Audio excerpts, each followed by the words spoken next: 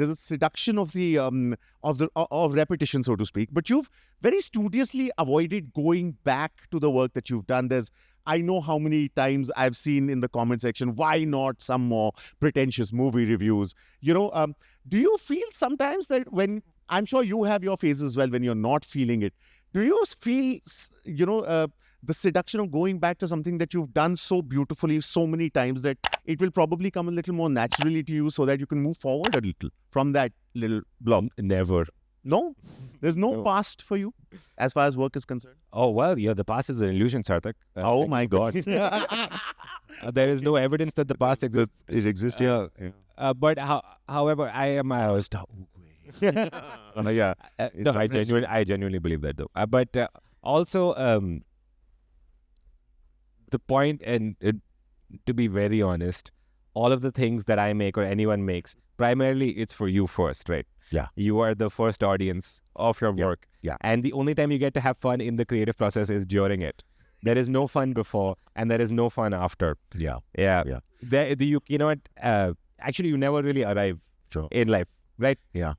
So how many milestones what's going to be the thing that's going to happen, and then it'll be enough. Sure. So that never happens. And so that I don't chase it. So I'm always looking for the excitement in the process of making things. And that's always in making something new.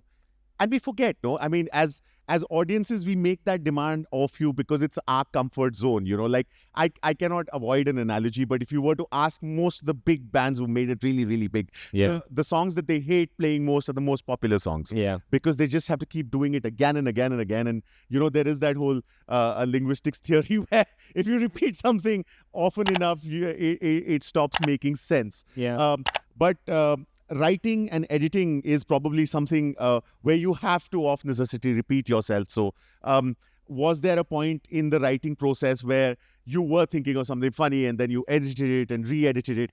Not just in the book, but in all the other material that you write, it stops making sense. I mean, because repetition needs to land, I think is the right expression to use, no? Yeah, I think